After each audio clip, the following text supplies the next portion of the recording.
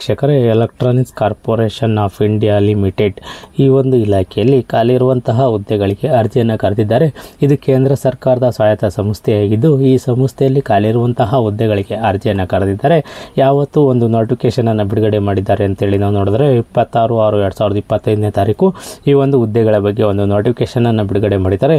ಹಾಗಾದರೆ ಯಾವೆಲ್ಲ ಹುದ್ದೆಗಳು ಅಂತೇಳಿ ನಾವು ನೋಡಿದ್ರೆ, ಸೀನಿಯರ್ ಆರ್ಟ್ಸನ್ಸ್ ವಿಭಾಗದಲ್ಲಿ ಕ್ಯಾಟ್ 1 ಮತ್ತು ಕ್ಯಾಟ್ 2 ವಿಭಾಗದಲ್ಲಿ ಖಾಲಿ ಇರುವಂತಹ ಹುದ್ದೆಗಳಿಗೆ ಅರ್ಜಿಯನ್ನು ಕರೆದಿದ್ದಾರೆ. ಈ ಹುದ್ದೆಗಳ ಬಗ್ಗೆ ವಿವರವಾಗಿ ನಾವು ನೋಡೋದಾದರೆ, ಕ್ಯಾಟ್ 1 ಈ ಒಂದು ವಿಭಾಗದಲ್ಲಿ ಎಲೆಕ್ಟ್ರಾನಿಕ್ಸ್ ಮೆಕ್ಯಾನಿಕ್ ವಿಭಾಗದಲ್ಲಿ 50 ಹುದ್ದೆಗಳಿಗೆ ಅರ್ಜಿಯನ್ನು ಕರೆದಿದ್ದಾರೆ.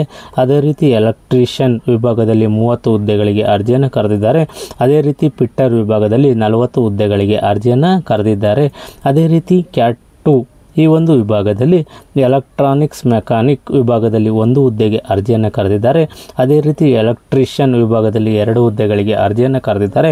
ಅದೇ ರೀತಿ ಪಿಟ್ಟರ್ ವಿಭಾಗದಲ್ಲಿ 2 ಹುದ್ದೆಗಳಿಗೆ ಅರ್ಜಿಯನ್ನು ಕರೆದಿದ್ದಾರೆ. ಈ ಒಂದು ಹುದ್ದೆಗಳಿಗೆ ಎಜುಕೇಷನ್ ಏನಾಗಿರಬೇಕು ಅಂತೇಳಿ ನಾವು ನೋಡೋದಾದರೆ, ITI ಎಜುಕೇಷನನ್ನು ಮಾಡಿರಬೇಕಾಗಿರುತ್ತದೆ. ITI ಯಾರು ಪಾಸ್ ಆಗಿರ್ತಾರೋ ಅವರು ಈ ಹುದ್ದೆಗೆ ಅರ್ಜಿಯನ್ನು ಸಲ್ಲಿಸಬಹುದಾಗಿರುತ್ತದೆ.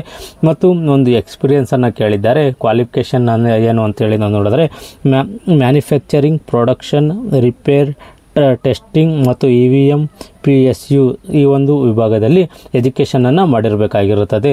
ಅದೇ ರೀತಿ ಈ ಒಂದು ಹುದ್ದೆಗಳಿಗೆ ಒಂದು ಏಜ್ ಲಿಮಿಟ್ ಏನಿರುತ್ತೆ ಅಂದರೆ ಅರ್ಜಿ ಸಲ್ಲಿಸಲಿಕ್ಕೆ ವಯೋಮಿತಿ ಏನಿರಬೇಕು ಅಂತೇಳಿ ನಾವು ನೋಡಿದ್ರೆ 30 ವರ್ಷದೊಳಗಡೆ ಇರೋರು ಈ ಹುದ್ದೆಗಳಿಗೆ ಅರ್ಜಿಯನ್ನು ಸಲ್ಲಿಸಬಹುದಾಗಿರುತ್ತದೆ.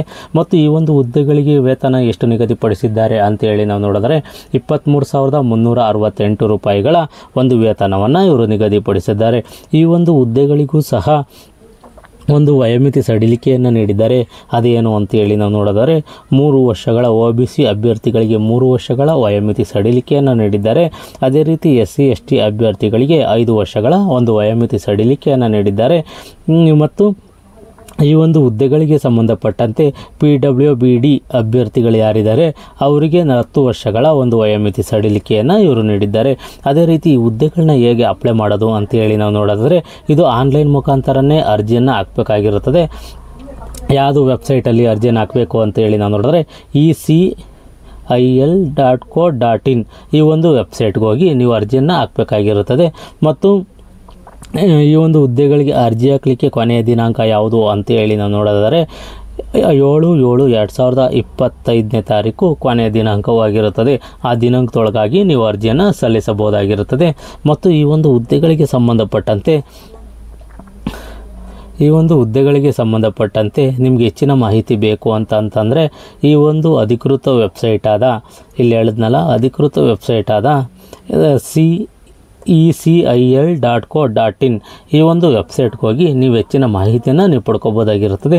ಯಾರೆಲ್ಲ ಈ ಹುದ್ದೆಗಳಿಗೆ ಅರ್ಜಿಯನ್ನು ಸಲ್ಲಿಸಬೇಕು ಅಂದ್ಕೊಂಡಿದ್ದೀರಾ, ITI ಎಜುಕೇಷನನ್ನು ಮಾಡಿದ್ದೀರಾ, ಅವರು ಈ ಒಂದು ನೋಟಿಫಿಕೇಷನನ್ನು ಸಂಪೂರ್ಣವಾಗಿ ಓದಿ ನಿಮಗಿದು ಸೂಕ್ತ ಅನಿಸಿದ್ರೆ ಮಾತ್ರ ಈ ಹುದ್ದೆಗಳಿಗೆ ಅರ್ಜಿಯನ್ನು ಸಲ್ಲಿಸಿ. ಮತ್ತು ಈ ಒಂದು ಹುದ್ದೆಗಳಿಗೆ ಸಂಬಂಧಪಟ್ಟಂತೆ ನಿಮಗೆ ಹೆಚ್ಚಿನ ಮಾಹಿತಿ ಬೇಕು ಅಂತಂದರೆ ಕಚೇರಿಯ ವೇಳೆಯಲ್ಲಿ ಈ ನಂಬರ್ಗೆ ಕಾಲ್ ಮಾಡಿ ಸಹ ಹೆಚ್ಚಿನ ಮಾಹಿತಿಯನ್ನು ನೀವು ಪಡ್ಕೋಬೋದಾಗಿರುತ್ತದೆ.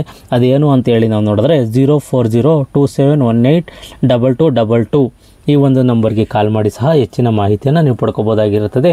ಈ ಒಂದು ಹುದ್ದೆಗಳಿಗೆ ಅರ್ಜಿಯನ್ನು ಸಲ್ಲಿಸಲಿಕ್ಕೆ ಕೊನೆಯ ದಿನಾಂಕವರೆಗೂ ಕಾಯೋಕ್ಕೋಗ್ಬಿಡಿ. ಮುಂಚಿತವಾಗಿ ಅರ್ಜಿಯನ್ನು ಸಲ್ಲಿಸಿ. ಈ ಒಂದು ಮಾಹಿತಿ ಇಷ್ಟವಾದರೆ ಸಬ್ಸ್ಕ್ರೈಬ್ ಮಾಡಿ, ಶೇರ್ ಮಾಡಿ, ಲೈಕ್ ಮಾಡಿ.